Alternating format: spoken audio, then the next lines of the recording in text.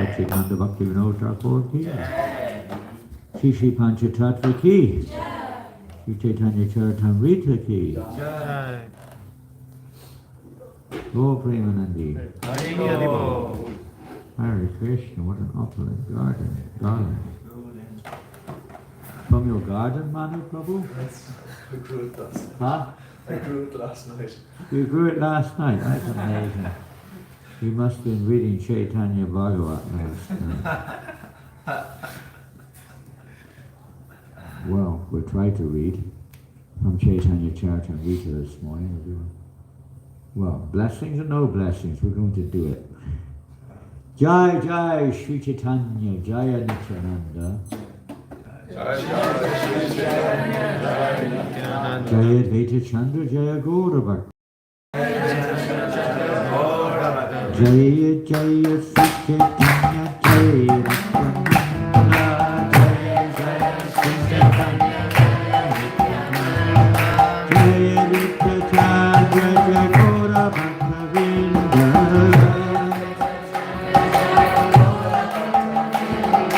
Jai Jai Shri Chaitanya Jai Janananda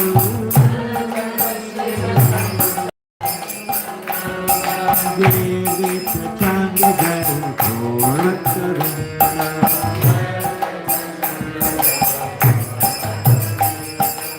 Gauranga Shri Gauranga Mahaprabhu ki Jai.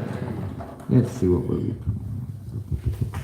We're reading from the Adi Lila, Chapter 9, and for your information, on the BBT publications, there's no volume. This volume doesn't exist in your set there. You've got 2 volume 1s and no volume 2. This is the Ritwik publication, the Krishna Booking Corporate. If you happen to have those at their wishes. Good, it's good you got it. Because we wouldn't have it at all otherwise. But I don't know what happened to the BBT one. We've got 2 or 3 BBT volume 1s, but no volume 2. Somebody has presumably borrowed it. Indefinitely. We're not sure about that. Nothing is indefinite in this world.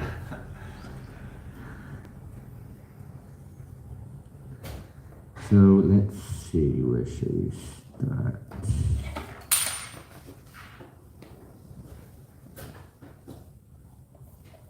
Okay, well, we'll start here. Sentiment, nostalgic.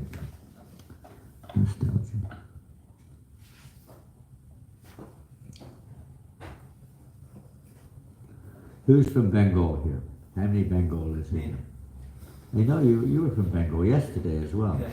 So you're still from Bengal, are you? From the west side. From West Bengal, west side. The west. Okay. So we'll ask our Bengali to recite the Bengali. See if I can remember the verse. Yeah, you can remember. This is Adi Lila chapter 9, text number 25 onwards. Huh? So you can recite them off by heart. Are you from Bengal? Are you from Bengal? No.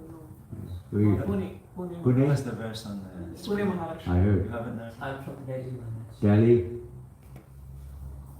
Mataji? South India, Kerala. Kerala? Bihar? Srirangam, Tamil Nadu. Huh? Tamil Nadu. Tamil Nadu? Holland? Netherlands? From Holy Dam, Rotterdam, Amsterdam, the whole land, holy land. Anyone else from, you're from, which part of Bengal are you from? Nabodvip. No. Now, Nabodvip down. where are you from? Huh? Oh, you were Sydney. Oh, yeah, Sydney. Okay, you're back again. You're Delhiite, is it? Yes. Delhiite. Rohini Maharaj. Huh? Rohini. Rohini. Rohini. You just went Rohini. to temple. Oh, you're from Rohini temple. I would have seen you in Rohini probably. I stay there. Every time I go to Delhi, I usually stay in Delhi. Rohini. Good. Rohini. So, here we are, chapter 9, text 25. Udumbara vrikshayena pale sarva ange emata bhakti vrikshe sarvatra palalogi. As a big fig tree bears fruits all over its body, each part of the tree of devotional service bore fruit.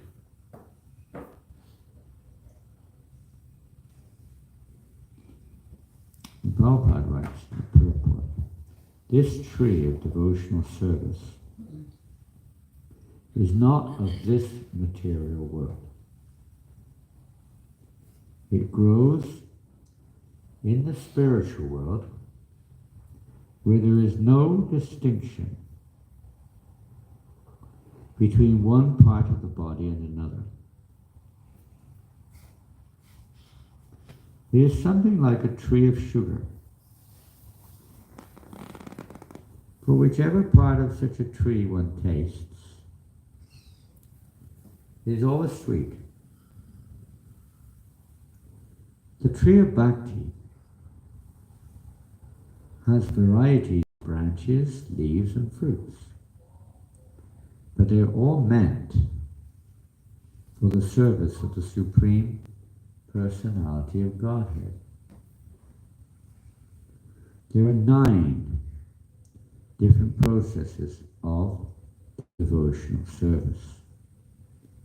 Shravanam, Kirtanam, Vishnu, Smaranam, Sevanam, Archanam, Vandanam, Dhamam, Sukyam, Atmani, Vedanam. But all of them are meant only for the service of the Supreme Lord. This chants, remembers or worships yield the same result. Which one of these processes will be the most suitable for a particular devotee depends upon his taste. As we see when you go to a sweet shop, I'm sure you have sweet shops in Dublin.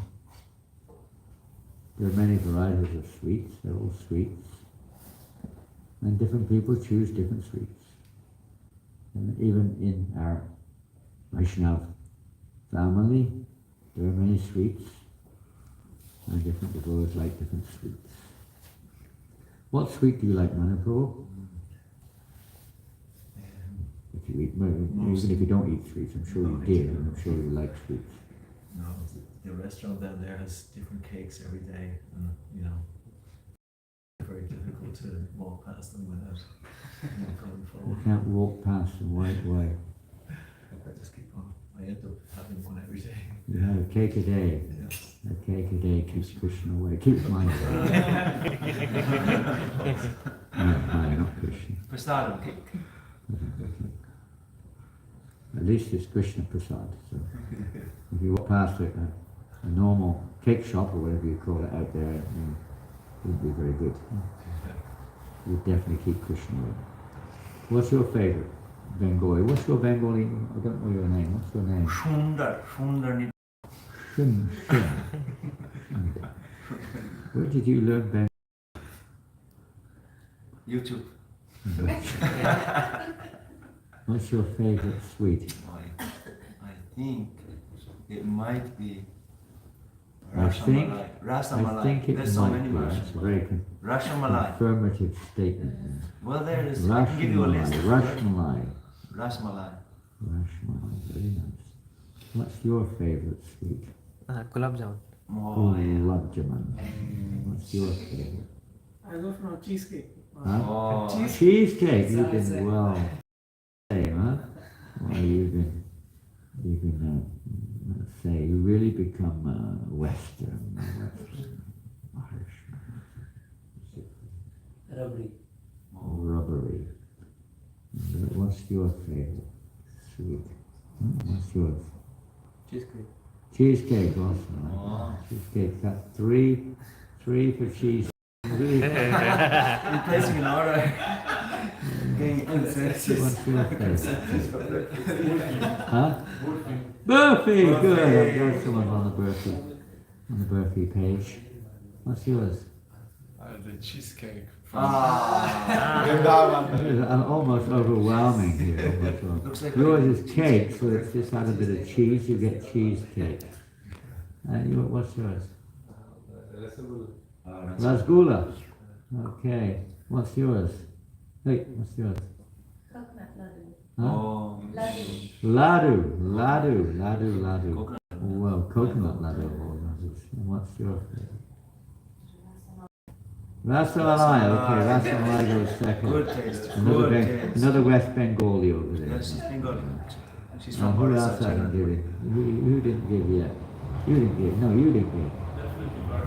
Oh. Burfi. Okay, Burfi. Choose the Definitely. Burfi. Definitely. That was really No fast. thinking about it.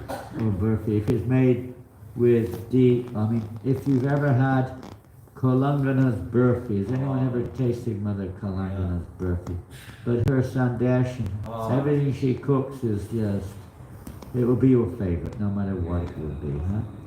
Everything she cooked will become your favorite. Some of you have not tasted her devotion. And of course, she's moved on to another plane, where she's preparing Krishna's sweets there somewhere. Even Yamuna, the famous ISKCON cook, said, if you want to know about milk sweets, ask Kalangana, don't ask me. She's the expert. He cooks with such devotion, like 100% devotion. Janananda, you never mentioned. I like all of them which were mentioned. Yeah. I can only add like Shrikant and Oh. a few others. Shrikant, okay, here we go. He's got the whole shop. And yours? Idli dosha. Is that a sweet? No, that is Sweet idli. sweet gear. Kheer. Kheer. Gir paisa. Payasam, kheer. Well, I'm funny you should say that. I was thinking of that too. But in the north, this is a little bit different than the payasam in the south. It's the same principle. The payasam, but yes, kheer. And absolutely. Nobody mentioned halava. Oh. I was surprised. But anyway, whatever, they're all absolutely delicious and amazing the variety there, isn't it? About 15 different varieties of sweets were mentioned just amongst the 20 of us here. And so we can see how wonderful variety is there. But they're all sweet and they're all delicious and different tastes. And there's nothing wrong with one or the other. They're not like, we don't fight over it necessarily, or hopefully rubbery. No! Cheesecake! Boom! Cheesecake! Boom! Oh, Burfi! Boom! Fight in a shop down there in the restaurant. Today, different tastes. When Krishna's in the center, it's all nice, all harmonious. Next verse. And that's the sweetness of Krishna consciousness, is the variety. They say variety is the spice of life, isn't it? It adds flavor. Just like this garland here. It'd be nice if they're all white, that's also nice. But when there's a nice blend, pink, red, white, it looks nice, huh?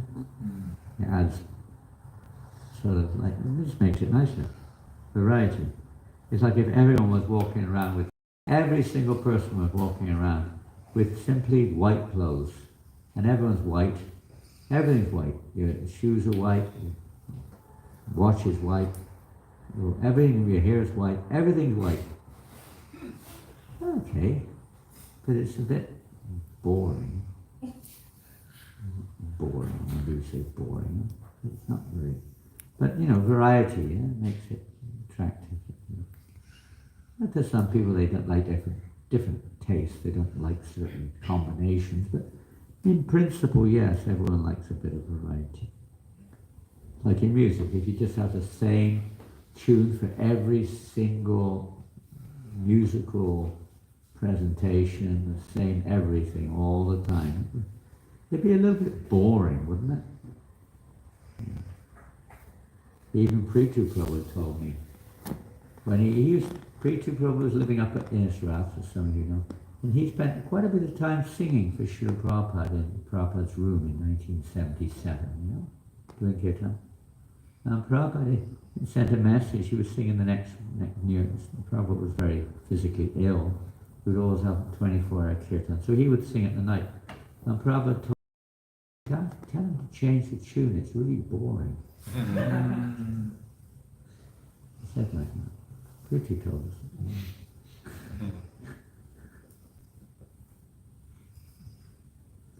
Next verse. Mula spandera shaka ara upa shaka gani Magilahi prema poni kakritini. Please correct me for my pronunciation. Kubalo. Okay, good. Since Sri Krishna Chaitanya Mahaprabhu was the original trunk, the taste of fruit that grew on the branches and sub-branches surpassed. When we get it from the original, then it has the real taste. Next verse. Pakilaye prema pala amita madhura Vilaya chaitanya mali nahilaya mura. The fruits ripened and became sweet and nectarian. The gardener, Sri Chaitanya, distributed them without asking. Chi jagate yata chetana ratnamani eka polero mulya kodi tohono hikani. All the wealth in the three worlds cannot equal the value of one such nectarian fruit of devotional service. Try to hear, because I'm not going to stop until we reach the purport. Madhiva namati keha patra va apatra ihara vichara nahi jani deya matra. Not considering who asked for it and who did not ask for it, nor who was fit and who was unfit to receive it, Sri Chaitanya Mahaprabhu distributed the fruit of devotional service. As was mentioned earlier, he gave it freely. Giving it freely can be understood in two ways, can't it? You're just doing it without discrimination. That's one thing. But it doesn't mean that there's no price, necessarily. The other one is you give it with no price whatsoever. So in one sense there's no price, but on the other sense, to receive it there's a price. And that we hear elsewhere.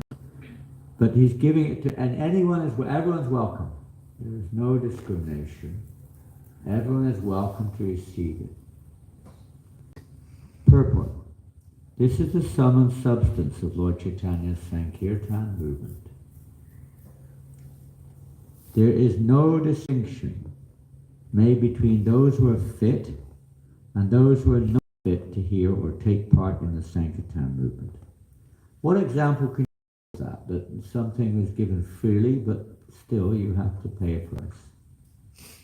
Books, transcendental books. You could use that, or you could say that isn't an example, because you can also give them freely without any price. Give some other example. Or extend that example. A simpler example. Which Prabhupada gives you. Public transport for elderly people, but then you have to be elderly. Okay, that's discriminating. Yeah, you could say that. So perhaps I don't know if you get free public transport here. I do. You do. Are you elderly, are you? 66. Pardon? 66, just in time. You Oh, know. you've got it, okay. Yeah. And I get it in England for the last 15 years. And, although I don't live there, still I get it. And, yeah, but, and the example, I don't think Prabhupada gave that as an example. Can you repeat the question, Maharaj? Sorry, I didn't. Yeah. It's given freely, but you can't, although it's, you have to have a qualification to Oh. get it. The Yeah. holy name. Yeah, and all these are correct. But another, I Yes. think, You have to have The faith. love of mother. Right place. well, she gives it free to a child, but maybe not everywhere. I'm just gonna. Prabhupada gives the example of the moon. The moon shines for everyone, whether it's a demon or a devotee, dog or bird. But you just have to be in the moonlight. You have to stay indoors. You don't get the benefit, isn't it? But it's there for everyone. It doesn't discriminate between demon and dog and devotee. It shines for everyone. That's the example Prabhupada gives anyway. You could use any of those other examples. Like I said, certainly the person who distilled in the holy name equally to all, it's really, what is the qualification? Faith, the faith to take it. The person, the receiver. Yeah. It's the receiver which is the qualification, not the distributor. Well, of course, they can say there's a degree of potency in the distributor. The principle is they're distributing freely. And the receiver has to decide whether they want to receive it or not. Radio waves is up to you whether you want to tune into that program or not. It's made available to all. So we move forward here. It should be, therefore, preached without discrimination. The only purpose of the preachers of the Sankirtan movement must be to go on preaching without restriction. That is the way in which Sri Chaitanya Mahaprabhu introduced this Sankirtan movement to the world. They just continue no matter whether the receiver receives or the receiver doesn't receive. It seems to be relevant. I was reading this morning, and I can't remember, I didn't read it all, so I can't remember it, where Srila Prabhupada was describing, I think it was Padumna asked, but Srila Prabhupada, they don't seem to be interested in our message, and Prabhupada said, it's not important. He was going down that line. We simply have to distribute, whether they understand it or not. We have to continue to distribute this message. We'll read that tonight, word for word. If my computer gets it together. The transcendental gardener, Sri Chaitanya Mahaprabhu. Next verse, okay. Anjali, Anjali Bari Pele Chaturdishe Dare Durukudana Kaya Malakara Hase. The transcendental gardener. The transcendental gardener. You have to be transcendental. Across the road, every time I look across the road, I see the dental clinic. There's a dental clinic on exactly opposite there, and on this side there's a transcendental clinic. Is that right? Should be. Lord Chaitanya was a transcendental gardener. Sri Chaitanya Mahaprabhu distilled handful after handful of fruit in all directions. And when the poor hungry people ate the fruit, the gardener smiled with great pleasure. Taking up one or two of your examples that you gave, let's say you had you're going down, you're going to set up your book table today in O'Connell Street. Do you ever put book tables there? So you say you put it today underneath the post office or something. Probably won't make you do that, but just say you did. And you have a big pile of books there. Hundreds of books, Bhagavad Gita. Free copy. Not everybody will take it, right? Some people will. For different reasons also. But many people won't, even though it's free. It is the discrimination of the other person. You're giving it freely, everyone's welcome. doesn't care less who you are. So Lord Chaitanya was like this. And when the poor, hungry people ate the fruit, the gardener smiled with great pleasure. When you see someone take the fruit, how do you feel? When you see someone take prasadam or chant along with you or take a book or something like that, what do you feel? Happy. Happy. You feel good, huh? You feel happy. Huh? And materially also people have some experience of that too, but it's a mundane one. Next verse. Malakara kahi shunna vriksha parivar mula shakha upashakha yate kapakar. Lord Chaitanya thus addressed the multifarious varieties, branches and sub-branches of the tree of devotional service. These are all his limbs, you could say. He addressed them like this. Alokika vrikshakare savendriya karma stavarahaya dare jangamera dharma. Since the tree of devotional service is transcendental, every one of its parts can perform the action of all. Although a tree is supposed to be immovable, this tree nevertheless moves. Srila Prabhupada writes in purport, it is our experience in the material world that trees stand in one place. But in the spiritual world, a tree can go from one place to another. Have you ever seen a tree moving? I mean the leaves and the branches, but the actual tree itself. Suddenly getting up and moving across the ground. They do some kind of films like this, don't they, of moving trees? I've seen. Like Lord of the Rings, I think. That's right, isn't it? Yeah. The trees walking. And there are many other, I'm sure there are many other similar kind of... The Wizard of Oz, I think I remember the trees moved. The trees move. Walking, yeah. Talking. So they do things like this. There's some kind of reflection of the spiritual realm, of the transcendental trees. They can move, they're not... Now that is an interesting feature. Sometimes you think, oh God, what's it like now? I don't want to be a tree in the spiritual world. Well, that's not too...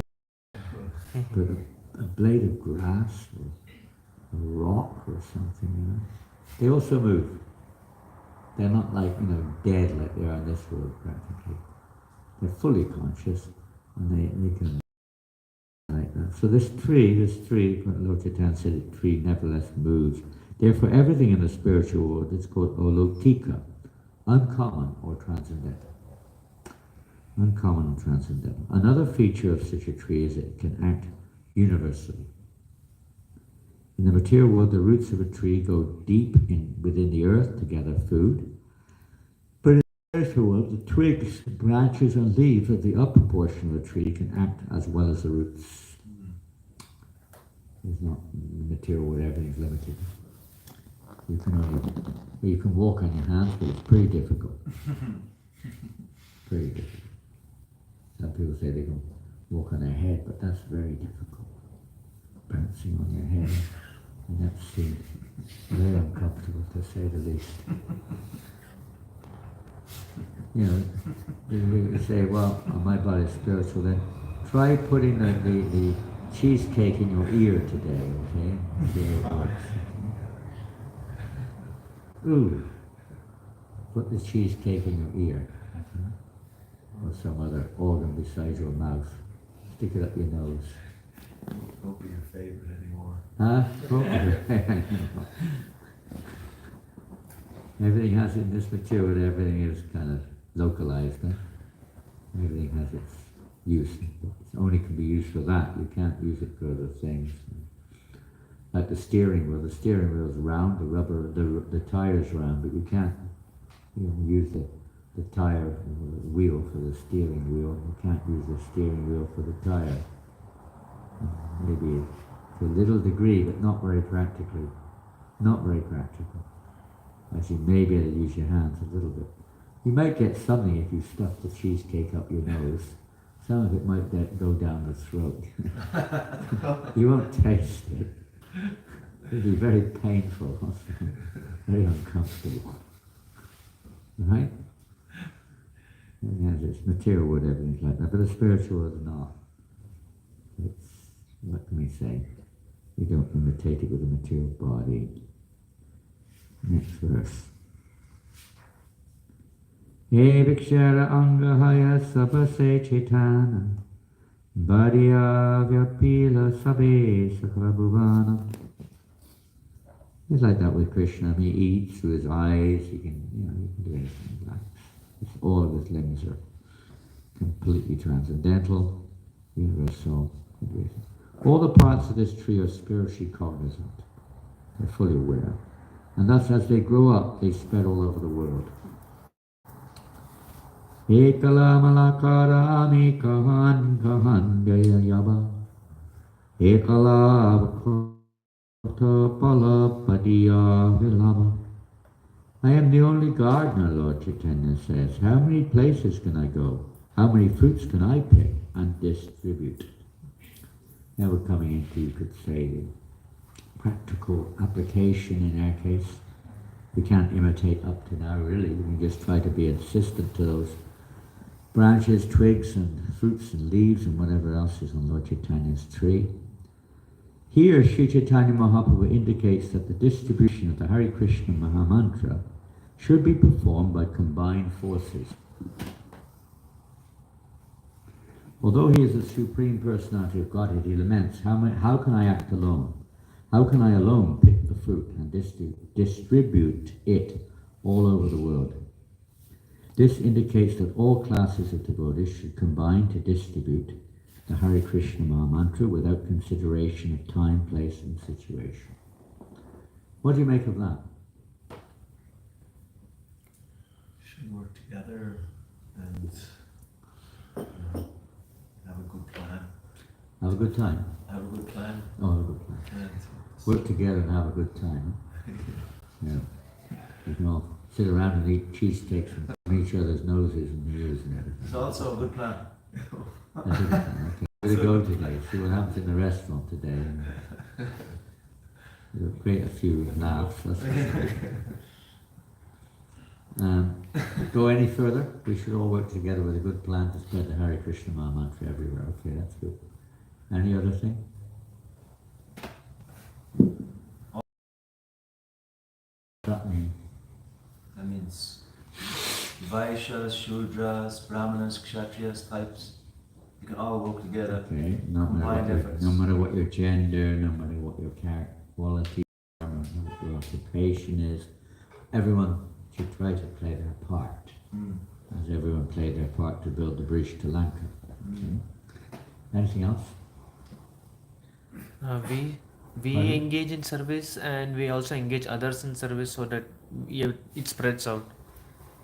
Okay, you engage everyone else, even if they're not devotees as such, at least not practicing devotees, you try to engage everyone else in also spreading the holy name somehow or another, or taking part. Time, place and circumstance. Time, place and situation means that you keep going no matter what the situation. You may have to adjust your Yeah. application a little bit, but the distribution continues. You have to find a way to distribute, right? Yeah. It might be online in some cases. It might be by written form, maybe by many different methods. Somehow or another get people to spread the message, somehow or another, or what message vary according to time and circumstance. It doesn't stop spreading. Okay, what else? Something like appreciating each other's services because we're preaching in different ways to different people at different times. Now you're getting very kind of like a little bit more, say, what quality of the devotee in terms of appreciating others in a way which will encourage them also to be a part of, to feel a part of, to participate in, and so on. Anything else? Krishna is lamenting.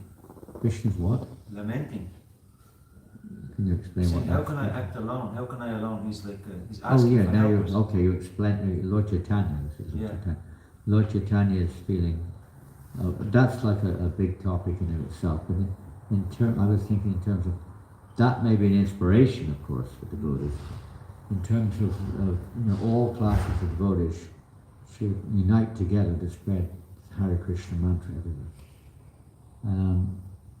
So, of course, it's been mentioned indirectly, but when we say all classes, let me see what Prabhupada says here.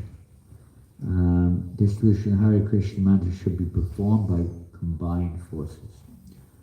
So, Sometimes Prabhupada says the holy name, and all people, all religions, especially if they're different Vaishnavas, what does Sampradaya and within Gaudiya Vaishnavas there are many groups. Is there anything wrong if we all combine together and spread the holy name? Oh no, don't go, don't come here. This is something else. But I don't think that's what Prabhupada is referring to. I think he wants every devotee to come together to spread the holy name. There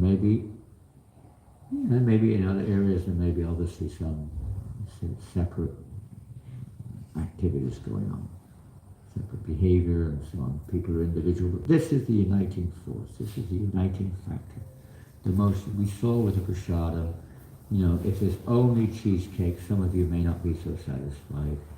There has to be burfi, there has to be rasmalai, there has to be rasgulla, there has to be kheer, there has to be this and that. Gulab jamun. All these things have to be there to satisfy everyone. But the holy name, everyone. The holy name can unite every single person. Could I ask you to just to kind of elaborate on that, in the sense that and also at certain times your Prabhupada was also kind of also cautious about kind of the mixing. Yeah, but when the holy name is being Sankirtan, when it's actually Sankirtan, there is no alternative, there's no other agenda. It's just to chant the holy name. If you're coming with another agenda, you're not on Sankirtan.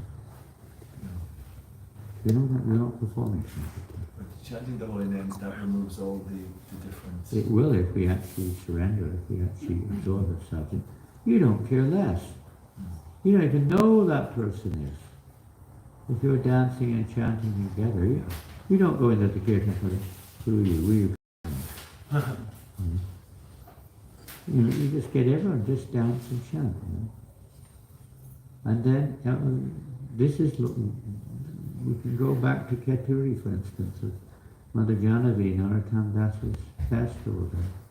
That was to bring, the Gopanim festival was actually established there in Keturi to unite all the deviations that had taken place, all the diversions, or whatever it was, amongst the Vaishnavas, which had already taken place a few decades after Lord Chaitanya Mahaprabhu's unwinding his pastime, so to speak. So it was going on then. To bring everyone together with a harmonious center, to focus on the goal, the desire of Lord Chaitanya that everywhere, everyone come together and perform Harinam. Sankirtan. Everything else is definitely speaking, there will be philosophical differences, there will be differences in the prasadam, there will be differences in the dress, there will be differences in the institutionalization, there will be so many differences in emphasis on which line or which level of devotion to emphasize. There will be so many differences, and they become, for those as reading, was it Bhakti Vinod Thakur? Anyone who's still in any way time element, in other words, cannot understand these transcendental subject matters. And what they'll do, what happens is, they sit around arguing with each other over topics which they have no understanding of at all, and end up committing offences. And that's what's going on, basically. Unqualified that we are, we end up arguing with each other, trying to establish our imperfect understanding. And the danger of offences becomes strong. But coming together, of course, you can find argument, anything, That's not the right way to sing it. No, those instruments shouldn't be played. No, we can't, this. But that's, what would we say? Missing the point. Well, there's a place for everything. But the principle is there that the Sankirtan movement, the chanting of the holy name particularly, is meant to unite all people. That's what it meant. No? Without discrimination, Lord Chaitanya distributed the holy name. Of course, it's a topic which has to be understood in a careful way because we're not so advanced, but that's the principle at least. Maharaj, could I ask for some advice? Oh, you need advice.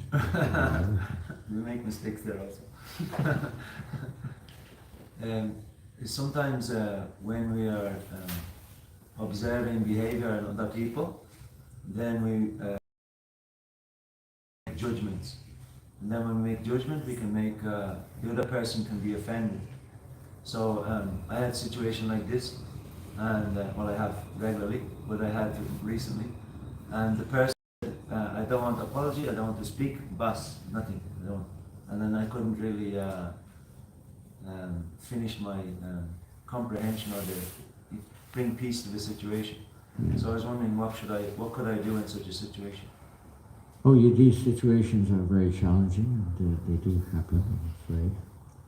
As long as we're on that platform of we ourselves see ourselves as being, let's say, impure, not clearly understanding our own position and so on. And maybe the other person also has a similar disposition. It's not our business to cooperate. We generally look at our own hearts. Institutionally speaking, of course, we try to act according to the situation that we're in, following our authority and so on. But internally, we look at our own heart. There's a purification factor. Every single devotee, no matter who they are, where they're from, what they are, has the same opportunity to become Krishna conscious. And it's really how we react to situations rather than, we may make, whether it's a mistake or not a mistake, whatever you want to call it, that's secondary. It's how we react to it that really counts. And we look in our own hearts. All these situations occur. You can analyze it externally. You may have to sometimes. But internally is where the real, I would say, the real benefit lies. If the other devotee looks at it internally also, then that's good for them. And we hope they do. They may be completely correct, but still, Rupa Goswami, for instance, when that deformed devotee passed by, at that moment he passed by his kutir, Rupa Goswami was laughing. And the deformed devotee thought he was laughing at him. But he wasn't at all, he wasn't even aware. He was laughing at some pastime which he was absorbing internally. On a very high platform, but even that, he immediately felt, Rupa Goswami really thought something was wrong. He lost his, the rasa stopped, the relationship stopped. Suddenly, look at the offense, something's happened here. So he searched out the cause. So with us, it's really, we're not on that level. So we've got these internal purifications. And when these external situations occur, we can't necessarily do much about the externals. We're not God. We may try. You do your best, you ask forgiveness.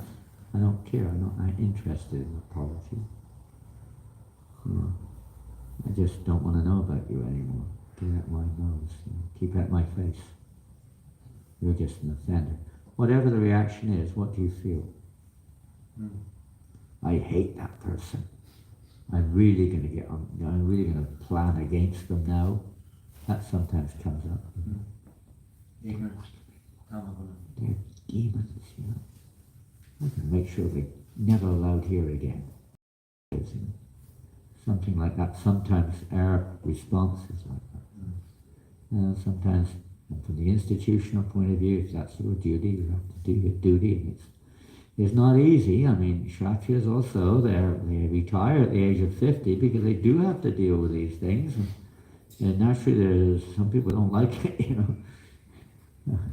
But yeah, so internally there's this pain. It's called anutapa in the heart, like a fever. You feel I've done something wrong. I've offended someone. I've misbehaved. I don't know what to do. You know, you're like, oh, it's like. And it has a purifying effect when we turn the right way. We don't use it as, we don't try to defend it exactly. Internally, externally, you may have to uphold it, but internally, you don't defend yourself. You feel I'm an offender. I'm an offender. Oh my Lord, please. I've offended a devotee. I've offended a person. Please purify me. Help me to act properly according to your will instead of my reaction. Internally, instead of being controlled by my conditioning or whatever it may be, my nature, whatever you want to call it, modes of nature. We turn to Krishna for purification. Or we open our hearts to an advanced Vaishnava and ask for shelter and help. I'm afraid I've committed offense against a devotee. And, you know, in this way, we're humble. To become humble, you become humbled. The main thing is to become humbled. And not to become, you know, not become depressed, but to become humble, turn to Krishna. And not to become angry at the other person. Realizing that Krishna is trying to teach me a lesson. Teach me everyone. We don't usually take it. There's always a lesson to learn in every situation that we find ourselves in.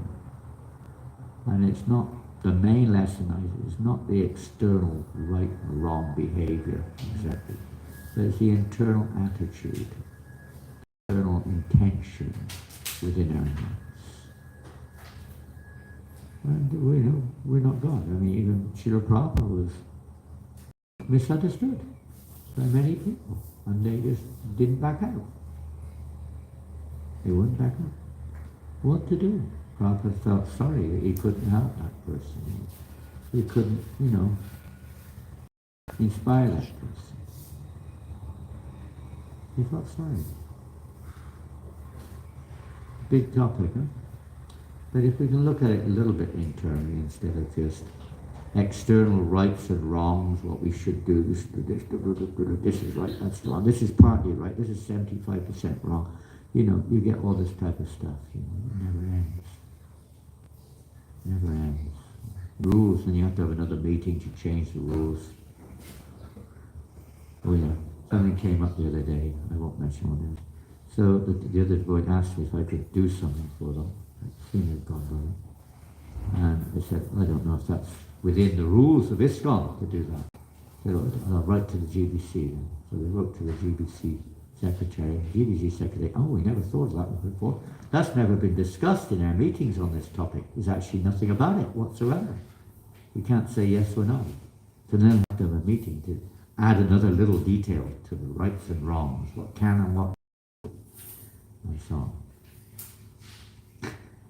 It's never ending, isn't it? But these things, they kind of have to be in place within this material, but they're not the real thing, are they? They're just passing rules and regulations. One has to rise above that. You can't live on rules and regulations. They're there to assist us to get out of this situation, not to become controlled by it. It should be out of love that we act, not out of, what am I supposed to do here now? Punch him in the nose. No. I saw another devotee do that when they came here, and that didn't work very well. So call the police maybe.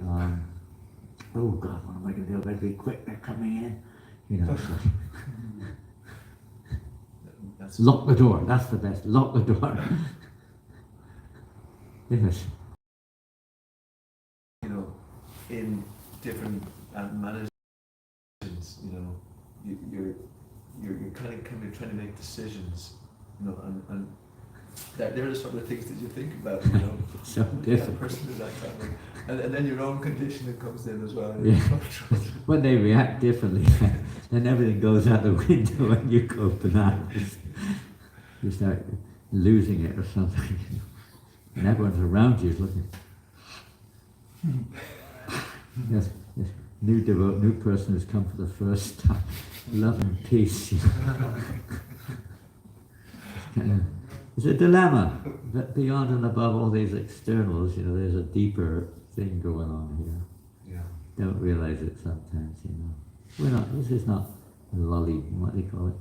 Just to like pat back and make everyone feel like that, you're lovely, you're welcome and whatever. That may be there, but that's not the solution. That's just an external kind of bait, in a sense. The only real thing is pure devotion.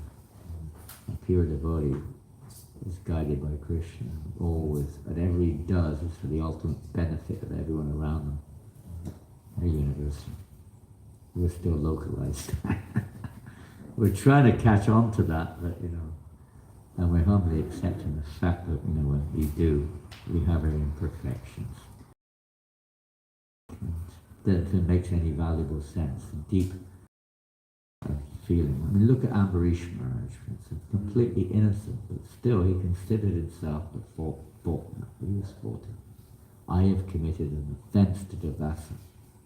He didn't commit any offence at all, but he felt like that because Devasa was disturbed, angry, and he felt, I am the cause of his disturbance. Extreme. Well, I just wanted to ask that question again, because that seems to be, even people quite ask me that as well. They want to be the servant of Krishna. They want to act as way Krishna wants to act. Everyone kind of has that as the starting point. I want to be Krishna's instrument. Yes, I do, but you're getting in my way. You're getting in my way. But it just seems to be, what are the things that are stopping us from being that? And what way can we, achieve that? What's stopping us from becoming the servant of Krishna? What do you think? Well, I can think of a few things already. Yeah, I'm sure you can. Sure you can. Yeah. The ego. Pardon? The ego. False ego. That's the simple answer. You could say the false ego, very, very complete, false, simple answer, and it can be explained in details of various kinds. But in one sense, it's simply the false ego, isn't it? Seeing ourselves in the center and not really seeing it from Krishna's perspective. Well, you can't jump from that to that necessarily. There may be lots of little details that you have to deal with in between. So you might be maybe think of a few details. I don't know. What do you think? Yeah. Yes, it's definitely. But it's just to get from that position of I mean, usually they will say offensive. Oh yeah. So that one. Offensive. You know what offenses are? The Swami felt that he offended somebody just while he was. Lord Chaitanya says, I have no taste for chanting because it's offensive. Yeah. If we're offensive, and what does offensive mean? There are so many offenses. There are numerous offenses. Aparada. Aparada. Against Radharani, not pleasing to Radha. Yeah. So Nama Aparada, for instance, is a fact that if we're really seriously chanting the holy name with all of our heart and soul, surrendering to the holy name, you'll find so many things come into focus and place. Many of these situations you find yourself in, when the one you just kind of indicated, don't know the details of it, but the principle of it. There's something you have to learn. There's something inside your own consciousness which is off, and these situations illuminate that which is off. It's not by chance it's happening. It's the same thing. A lot of times, why people, again, it's always happening to me. Why is it only happening to me? It doesn't happen to them. This is not fair. There's obviously something in one's own, consciousness which needs to be adjusted. Yes. And Krishna's trying to, what it is to get into those details, that's a never-ending topic. But you have to see, maybe the problem's within me, not everybody else. They're seeing it wrongly. I had a friend, he told me about something that happened to him recently. He'd taken something unknowingly, and he's devotee, and it was like he perceived that it had some black magic attached to it, and he was having voices like telling him to kill his family. So he was going around and he was having this. Nicely topic, this one. But we were talking about it and saying, well, what mode of nature is that? You know, when that voice is there in your head, what mode of nature is it? It's destructive, it's cruel, it's vicious, violent. So what mode of nature is that? And then you were saying, well, that's the mode of ignorance. So yes, so how do you overcome the mode of ignorance? Well, you have to at least get into the mode of passion or get into the mode of goodness. So no matter what it is that's going on internally, you just identify the mode and then increase the higher mode in order to progress towards the Shuddha Sattva. Nice one. Nice. Thank you for that nice comment. Of course, we try to go to Krishna. We try to go to the root. We try to go to the highest. We don't just try to mess around with the modes of nature exactly maybe. And society is devised to try to help protect people from that. To try to create goodness, no doubt. Exactly. Ultimately, that's also material. There's never a question of pure goodness in this world. We're still subjected to the lower modes. We were suggesting to him, like, at least check your environment. Are you clean, you know? This is a Are good you point, like disheveled? Are you clean? These Is are your all environment- parts of the beginning stages of devotional service. Cleanliness, regulation, Yeah, your behavior, your eating habits, yeah. and so on and so forth. Your clothing. You know, you're wearing black clothes with, you know, pictures of violence on your clothes, which some devotees do. Not very beneficial. Listening to heavy metal. These things are not good for getting out of the mode of passion. If we change that reactionary situation, well, what causes the reactionary situation? We're back to the false ego in one sense. Within the realm of the material world, what causes it? Within the realm of the what? Within the realm of the material world which we're in, Yeah. what causes us to act in such and such a way, or react? What mode or situation, isn't it? What situation causes it? You could say the modes of nature, but put it in a more, let's say, word which is more accessible. Okay, if somebody is walking down the road, like this morning we went for a japa walk, somebody was walking down, one guy, and he said, "What's that on your face?" You know, but he said it in a very violent, you know, kind of, he was a... Mind your own business. Yes, I said something like this, and then I was thinking, well, that answer was a little bit tamaguna. My answer was a little bit tamaguna. I was in Rajas because we were trying to get here, so my response, my reaction to his was based on my mode. I was like, just get out of my way, you know, I'm in busy. But if I had been more sattva going, I would have went, well, actually it's like a sign of devotion. My reaction was due to my mode of nature. So, yeah. I was giving you the polite version of the story. Is he okay? Is he in hospital? He's okay, Maharaj. He's swimming in the river, or is he in hospital? If he can swim, He's still he's alive. okay. He's still alive. The whole story. Just ask him what was on his forehead. He was actually rude to He could have asked me if I could swim first. He was quite rude to him, and he was like threatening. And then he saw me come around the corner. Oh my God, he got thought he scared. wasn't alone, and then I was like, Baba. Just Okay. following what you said, what situation, so follow the somewhere. So it's both egos are going at it. The ego is False egos are going at it's each other ego, here. Yeah, you got it. It's false ego. The real ego is something else. Real ego means we see Krishna center. The real ego is servant of Krishna. That's what he's asking, how we can awaken our real ego. How do we become covered over in the first place? Krishna, so by turning away from Krishna. Yeah, but what happens then? We want to Krishna. become Krishna. Huh? We wanted to become center. Whatever it is, but what causes us to be covered over like this? Maya. Yeah, put it in a very practical word. So when we turn away from Krishna, like we're facing the sun, and you Yeah, turn away and come yeah, into the shadow, and then ignorance is And what's then causing. what would... Okay, what did it say? What does Lord Piladev say in the third canto? Have you got a third canto there? First contact. Yeah. Third canto, chapter 20 or 25 or something like that. Depends what version you've got. It's part 2. Bring it here. You won't find it just by looking at the chapter. You need a second part of the first chapter. Okay. Only goes to 19 part 1. I hope we can find it. There is some just in the book. You have to finish on it. We're really getting late here. Okay. Here we go.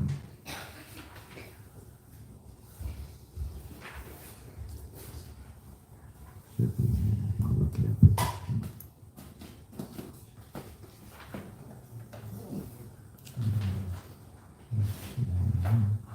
It must be in this chapter somewhere. I'll just quickly look at it. There's one word which sort of like is so important. The word is all very well mode of goodness. This is all kind of true. In verse 10, Maharaj, it looks like the subject. This is 3:25:10. Is around 10, must be around that area. 25:20. 25:20.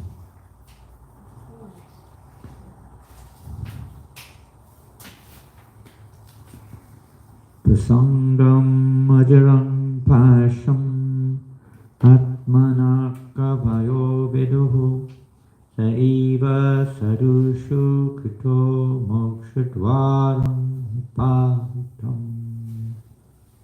Every learned man knows very well that attachment for the material is the greatest entanglement of the spirit soul. But that same attachment, when applied to the self-realized devotees, opens the door of liberation. And then the symptoms of a sadhu, in other words, the recommendation is to associate with a sadhu. What is being discussed here is by association, we become entangled.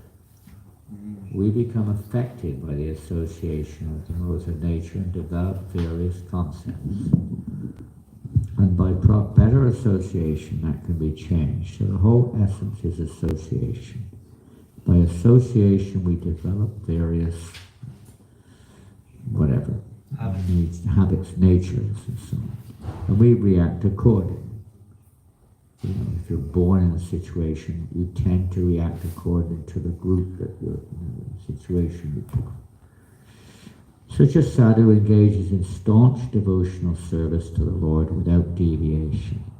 For the sake of the Lord, he renounces all other connections, such as family relationships. Notice he's not prejudiced by material circumstances. He's simply acting the way for the pleasure of the Lord. This is Krishna's energy, so he being guided how to act within that energy. Engaged constantly in chanting and hearing about me, the Supreme Lord, the sadhus do not suffer from material miseries. They are filled with thoughts. O my of me, and my pastimes. O my mother, O virtuous lady, these are the qualities of great devotees who are free from all attachment. You must seek attachment to such holy men, for this counteracts the pernicious effects of material attachment. What is pernicious? What's pernicious? Intense. Pardon? Pernicious, intensely. Pernicious, who has Very dangerous. Very dangerous, very negative, very destructive, Pernicious. very, very bad, negative, dangerous, destructive, like effects of material attachment or association, the mind and externally.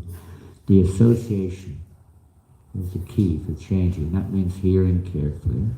In the association of pure devotees, discussion of the pastimes and activities of the Supreme Personality of Godhead is very pleasing and satisfying to the ear and the heart. By cultivating such knowledge, one gradually becomes advanced on the path of liberation, and thereafter he is freed and his attraction becomes fixed. Then real devotion and devotional service begin. So just that, I just kind of comment and kind of complimenting what you were saying there as well, because a lot of the time when the devotees get together, they talk about, oh, this person did this to me, and this person did this, and we should be doing this, and we should be doing that. Whereas what it seems to be saying there is when devotees come together, they should be talking about the path up to Krishna. And that actually is going to counteract the effects of what has been talked about. Mm. Well, you may have had that experience yourself. You have to judge that. It's true. I mean, there's a place and time and circumstance for all sorts of, obviously, situations. But we're not here just to justify our situation. We're not here just to, judge others. That's for sure. Maybe there are some times that does occur, and it necessarily occurs sometimes in the course of social interaction, management, protecting, or so-called well-being and so on. But that's not the medicine.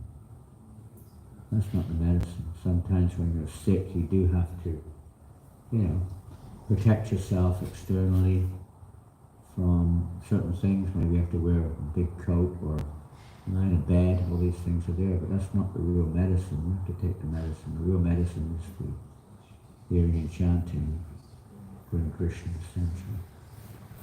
There's a place for that, but it should be with the proper understanding, not the negative one, which we often have. We think that we can solve our problems by criticizing somebody else and justifying our situations. In management, you've got to have some degree of discrimination, I'm afraid. Even you may be right or wrong, but it's got to be there. In, making statements which others may or may not appreciate sometimes. You don't do it with an intent, hopefully. Not because you don't like them, but because you have either a duty to perform. I was listening to Prabhupada this morning, lecture, and he was talking early days in New York, and he said, just like this New York City, I do not like this New York City. I am very happy in Vrindavan. This New York City I don't like. All over the place. But it's my duty. I have my duty to perform here. If I'm trying to do my duty to my spiritual master, who wanted me to come here. Of course Prabhupada may be talking for us to give an example, but we're not on that level of everything is Vaikuntha, everything is the same. Seeing the eternal nature of the living entity, a Madhyamadikari even has to discriminate to some extent between atheists, innocent people, devotees, and so on. You can't avoid discrimination entirely. Pure devotee, Nityama Bhagavat, does not discriminate. He sees everything in relation to Krishna and acts accordingly. But when we're interacting with this world, even if you are such a person, you have, for the sake of others, you have to sometimes appear to be discriminatory. It's not out of false ego, it's out of the mission, or out of duty, or whatever, for some other reason. It's not because you don't like them. It's not because they're getting in your way. Not because they're, asking, why are you wearing that tilak? What's that stuff on your nose, huh? What's that stuff on your nose? Who do you think you are? Who do you think you are? Who are you to ask me that question? You like your nose or not? You like your nose? You like your nose or not? With that type of reaction, if we can understand, we're also a little on that same platform, and Krishna's pointing it out to you, you're on the same platform that they are, boy. Yeah. It's just a little veneer of Krishna consciousness there. Underneath the veneer is the same guy underneath. You have to change the insides, not just the outsides. Krishna says that's what he's telling you. You have to change your inside, not just your outside. Why isn't your tilak perfectly straight? That's what you could have said. Oh, I'm sorry, is it not straight? Is it not? I wasn't looking in the mirror this morning when I put it on, I'm sorry about that. Thank you for pointing it out.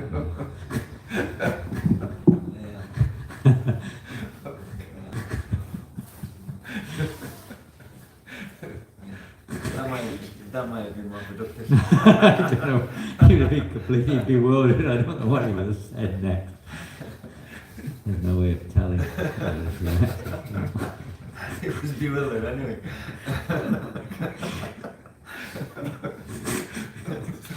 This is an amazing situation we're in. You can guarantee the reaction's not going to be what you expect it will be. Or you hope it will be. No matter what situation you're in, you have to expect the worst. It's like, it takes a lot to change our hearts, you know. Isn't that why the mode of goodness, aspiring for the mode of goodness is like important for us? Because maintaining the mode of goodness means we don't become reactive in tamas and rajas like You have that. to go straight to the transcendental, especially, you know, I mean, just give a good example, okay? You're driving your car, you know, so you've got to go transcendental. You're doing it for Krishna, so get out of the way. Go around the roundabout. Just get out of the way, I'm in a rush, I'm doing it for Krishna. I don't care if you crash your car, I'm doing it for Krishna. Exactly, yeah. Traffic lights. Get over. Don't give way to anyone, whatever you do, because it will hold you back in your devotion to Krishna. Exactly. Don't stop at the zebra crossing. What a waste of time. Let the old lady fall over. Who cares? Krishna is most important. Krishna! Oh, for Krishna. Those flowers belong to Krishna. They're not yours. They put a sign up in New Govardhan, Mawulambar, a local park. The boys were going there all the time picking flowers, you know. They put a big sign up, the council. These are not Krishna's flowers. Put a sign up in the park. They were acting more in the mode of goodness. More in the mode of goodness. Yeah. We're transcendental. But others don't see it like that. You know. Is that preaching? Is that encouraging people to become Krishna conscious when they see you? When they see you in the mode of goodness, that is what happens. You're right. Remember, we can't imitate, we can't artificially impose, but that's definitely there. We're supposed to be gentlemen. We're supposed to be. I mean, we are what we are, conditions. We're trying to become servants of devotees, but you know, we're not so advanced. We're not so transcendental. We're not so much in the mode of goodness, and some people are. What to do? But at least we have to work under goodness. Arjuna was Rajaguru, but he worked under goodness. Goodness has to be the guiding force, even if we influence the others. And it's difficult for us. We're so conditioned sometimes.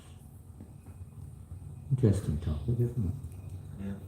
Very big and interesting topic. But bear in mind how your action affects others, you can say. It's a little bit in the mode of goodness. Or at least you're thinking about the reaction to your, you know.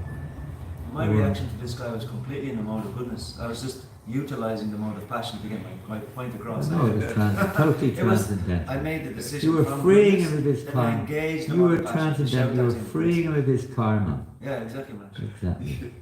My reaction it was a response actually. I was thinking, this guy only understands Tamagun language, so therefore I have to engage in this kind of thing to get my point across. Absolutely.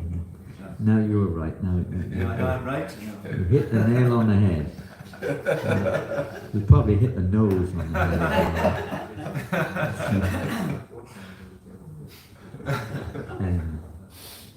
Devotees should be a perfect gentleman, Prabhupada. So that's a material perspective, but it's also true.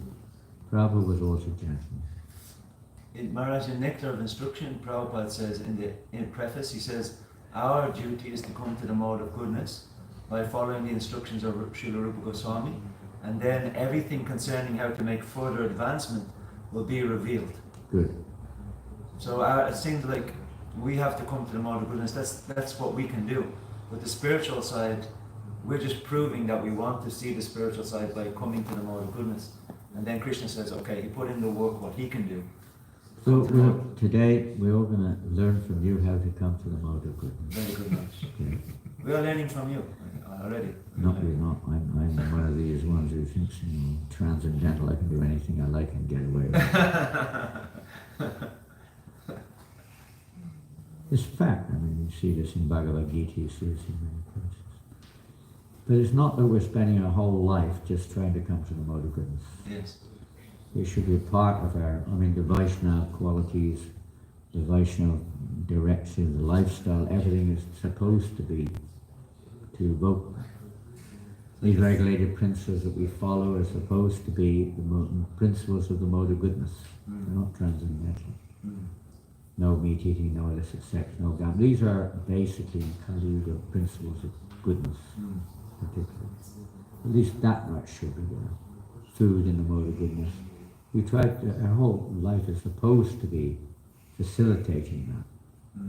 Even if the condition otherwise, you eat the food which is in the mode of goodness, you dress in the way, you listen to music.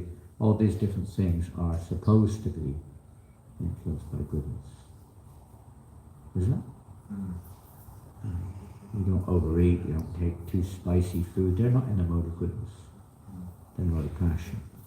And certainly, even eating food like, vegetarian chicken, it's not in the mode of goodness. It will not help you any at all to come to the mode of goodness. It will keep you in passion and ignorance. You may like it.